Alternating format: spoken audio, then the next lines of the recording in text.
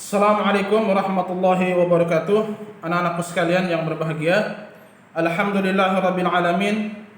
Nahmaduhu wa nasta'inuhu wa nastaghfiruh wa na'udzu billahi min shururi anfusina wa min sayyiati a'malina. May yahdihillahu fala mudilla lahu wa may yudlil fala hadiya lahu.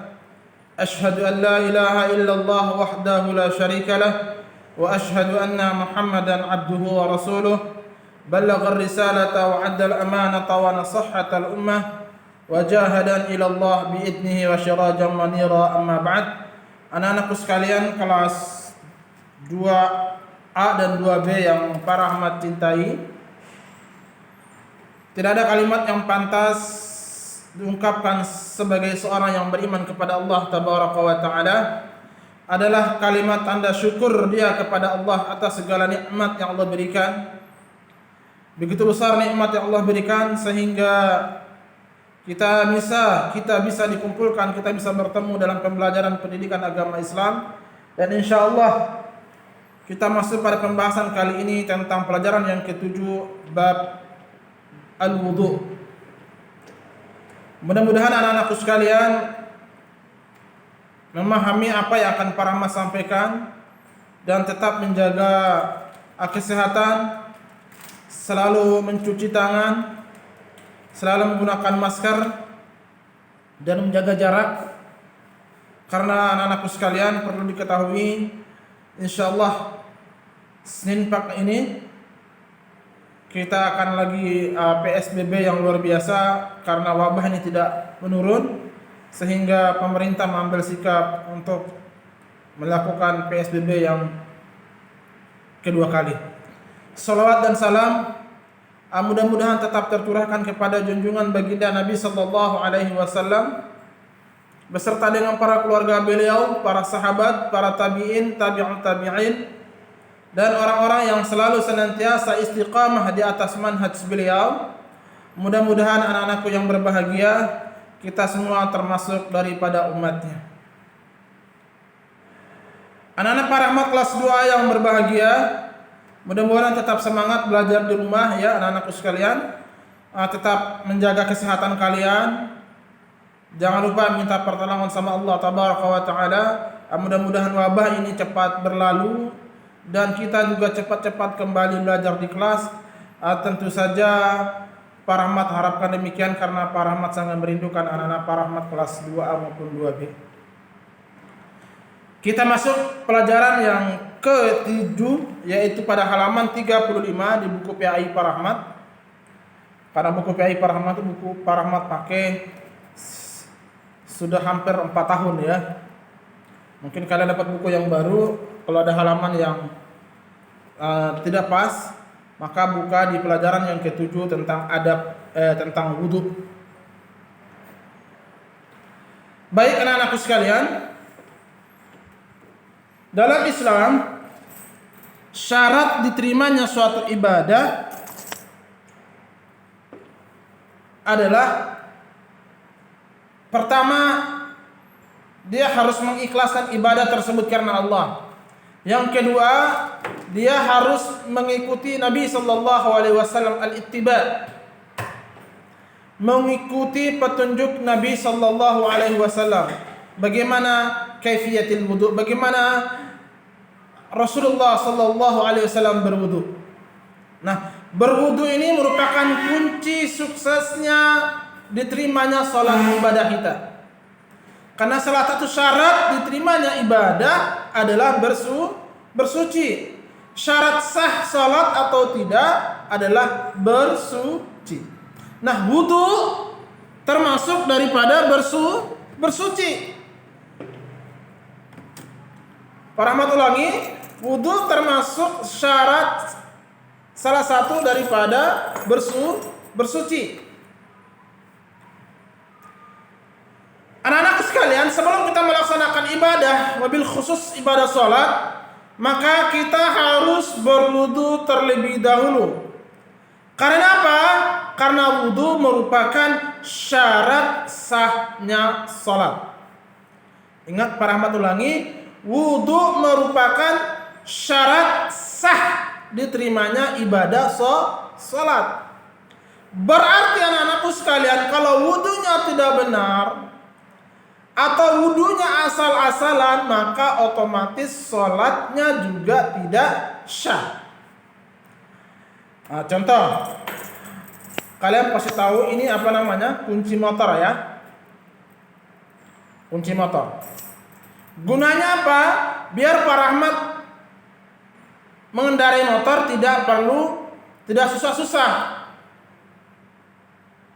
Bagaimana motor Pak Rahmat bisa jalan, motor Pak Rahmat bisa bunyi atau bersuara, maka Pak Rahmat harus menggunakan kunci.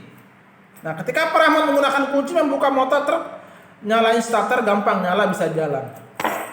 Ada yang lebih ekstrim lagi. Pak Rahmat kunci motornya hilang. Misalnya, Bapak nyari ke sana kemari nggak ketemu. Maka solusinya apa? Bapak harus jebolin motor, alias motor Bapak akan rusak. Iya, motor bisa jalan, tetapi motor menjadi rusak, baik rusak kuncinya, bodinya dan seterusnya. Nah, begitu juga dalam pelaksanaan wudu, pelaksanaan ibadah salat.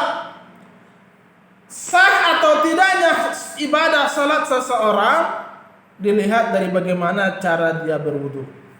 Kalau dia berwudunya baik, maka sholatnya juga akan sempurna menjadi baik.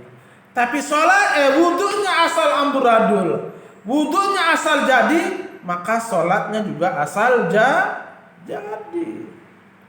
Para misal suruh Fahri, tolong bukain, Faris, tolong bukain pintu kelas. Kata Faris, Pak Rahmat, kuncinya nggak ada, pintunya terkunci, gimana caranya? Kita mau belajar Pak Rahmat, misalnya. Atau kata Daris misalnya, Pak Rahmat, pintu kelasnya dikunci, bagaimana caranya Pak Rahmat? Bapak nyari kunci nggak bisa. Akhirnya apa? Didobrak. Apa yang terjadi? Pintu rusak dan diganti kunci baru. Pertanyaan Pak Rahmat adalah, seperti itu juga dalam pelaksanaan ibadah sholat kita. Kalau wudu kita baik, wudu kita sesuai dengan aturan ajaran Islam yang telah diajarkan oleh baginda Nabi, maka sholat kita juga akan baik.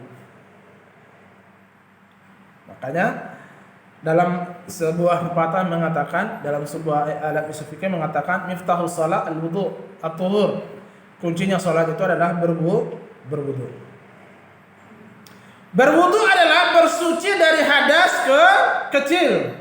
Hadas kecil artinya suatu keadaan yang menyebabkan kita tidak menjadi suci, seperti kentut. Yang suka kentut nih berarti harus wudu.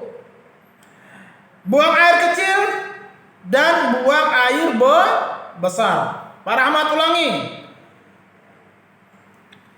Berwudu adalah bersuci dari hadas kecil, artinya suatu keadaan yang menyebabkan kita tidak menjadi suci. Seperti kentut, buang air kecil, atau pipis, buang air besar, atau BAB. Orang yang berhadas seperti ini, maka dia harus berwudu. Kalau dia tidak berwudu kemudian dia sholat, maka sholatnya tidak sah, alias ibadah sholatnya, pahalanya tidak diterima oleh Allah. Kemudian anak-anakku sekalian, berwudu harus sesuai dengan tuntunan Nabi. Pak Rahmat dulu ya, Pak Rahmat di pondok pesantren, teman-teman sekalian, Pak Rahmat sholat di musola kampung waktu di Bogor, dan wudunya keren. Atau di Sukabumi wudunya keren. Ambil air ya, ditepok kali. Apakah itu yang diajar Nabi? Tentu tidak. Insya Allah kita akan mempelajari apa nama sunnah wudu, rukun wudu. Insya Allah taala. Kemudian anak-anakku sekalian, agar wudu kita menjadi sah, agar wudu kita diterima oleh Allah Subhanahu wa taala, maka kita harus memenuhi syarat-syarat rukunnya yang harus dipenuhi dengan baik. Yang pertama, perhatikan. Syarat-syarat wudu. Ya. Di situ ada di halaman kalian lihat. Sebelum berwudu ada syarat-syarat yang harus kita penuhi. Apabila salah satu syarat itu tidak terpenuhi, maka wudu kita menjadi tidak sah. Atau syarat tersebut adalah pertama, atau wudu kita menjadi batal disebabkan karena syarat-syaratnya tidak kita penuhi. Pertama, orang beragama Islam. Memang ada orang Nasrani, orang Yahudi, sebelum mereka ke gereja, sebelum mereka ke wihara tempat Buddha, apakah mereka berwudu? Tidak. Berwudu hanya ada dalam syariat Islam. Kemudian wudu yang dilakukan oleh orang-orang kafir sah tidak? Tidak sah. Kenapa? Syaratnya harus Islam. Syaratnya harus orang yang beriman kepada Allah. Kemudian yang kedua, berakal sehat. Nah, wudu harus dilakukan oleh orang-orang yang berakal sehat. Contoh, orang gila boleh nggak dia berwudu? Boleh, tapi wudunya tidak syah. Para ulangi, orang gila boleh nggak berwudu? Boleh nggak mandi? Boleh nggak bersuci? Boleh, tapi wudu dan bersucinya tidak syah. Kenapa? Karena dia tidak berakal sehat. Kemudian yang ketiga, tamis. Apa itu tamis, Pak Rahmat? Anak-anakku sekalian, tamis itu artinya orang yang sudah dapat membedakan mana yang hak, mana yang batil, mana yang baik, mana yang buruk. Perhatikan, yang ketiga poinnya adalah tamis. Dia mampu membedakan mana baik dan mana buruk, disebut tamis. Kemudian yang kedua, berniat. Niat itu bukan diucapkan, tapi niat tempatnya di hati. Anak-anakku sekalian, Imam Syafi'i mengatakan an-niyah, masalah niat, an-niyah makanun fil qalb. Niat itu tempatnya di hati. Sementara wal lafdhu fil lisan. Melafadzkan niat tempatnya di mana? Di lisan. Berarti niat tempatnya di mana? Di hati. Berarti tidak boleh diucapkan. Cukup dalam hati saja. Kemudian menggunakan air yang suci dan mensucikan. Kalau di kelas 1 kalian kemarin Pak Rahmat misalnya susu nih. Ini susu Muhammad ya. Anak Bapak. Susu ini suci tidak? Suci Pak Rahmat, tetapi dia tidak bisa mensucikan. Contoh, boleh nggak suci susu ini Pak Rahmat cucikan ke peci Bapak yang hitam, Bapak tumpahin, Bapak cuci, Bapak kasih rinso atau Bapak kasih sabun, kira-kira bersih tidak? Malah makin rusak, ya. Dia suci tapi tidak bisa mensucikan. Berwudu harus menggunakan air suci dan mensucikan. Air suci yang mensucikan seperti air sumur, air hujan, air laut, air danau, apalagi air sungai, air embun dan seterusnya, itu air yang suci dan bisa dipakai untuk mensucikan. Contoh baju Pak Rahmat. Baju Pak Rahmat ini Bapak gunakan mencucinya menggunakan kopi. Wow. Kalau Bapak gunakan cuci menggunakan kopi, baju Bapak hitam semua. Kenapa? Suci ya suci, tetapi dia tidak bisa mensucikan. Itu maksudnya. Jadi berwudu, membersihkan diri, mandi dan berwudu itu harus menggunakan air suci yang mensucikan. Yang terakhir, nomor 6. Poin yang ke-6. Poin ke-6, bersuci dari najis. Maksudnya apa? Setelah buang air kecil atau buang air besar, kita harus bersuci sampai bersih, hilang warnanya dan hilang baunya, baru dikatakan bersih. Apabila masih ada baunya atau masih ada warnanya, berarti belum suci. Harus dicuci lagi tangannya, ya. Misalnya habis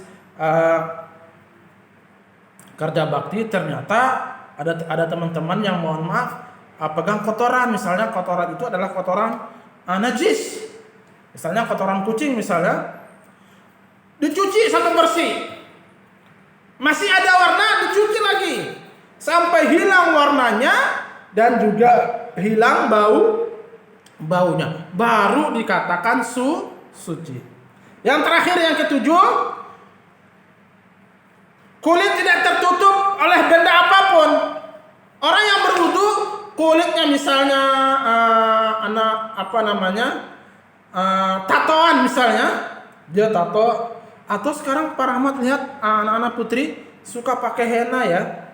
Kadang henna sampai nggak bisa hilang, bahkan melukai badan. Kayak kemarin anak Pak Rahmat Halimah beli yang lukir-lukir tangan buat perempuan itu, akhirnya gelembung, ya, akhirnya merusak kulit. Kalau anak laki-laki atau yang lain biasanya mereka tatoan. Nah, tatoan nggak boleh, harus hilang tatonya, baru dikatakan berwudu. Biar kulit dan pori-pori kita itu kena. Bagi kaum laki-laki, ketika air dibasuhkan ke wajah, maka sunnahnya adalah tangan jarinya menyelah-nyelah jenggot. Supaya apa? Airnya resap ke dalam jenggotnya. Anak-anakku sekalian, ternyata Islam itu sangat luar biasa, mengajarkan kita tentang kesucian, mengajar kita tentang kebersihan. Baik, Pak Rahmat sampai cukup di sini saja. Insyaallah pekan depan kita masuk pada rukun-rukun wudu. Ya, insyaallah akan Pak Rahmat jelaskan di kesempatan yang akan datang. Anak-anakku sekalian, sekian dari Pak Rahmat. Subhanakallahumma wa bihamdika asyhadu an la ilaha illa anta astaghfiruka wa atubu ilaik. Assalamualaikum warahmatullahi wabarakatuh.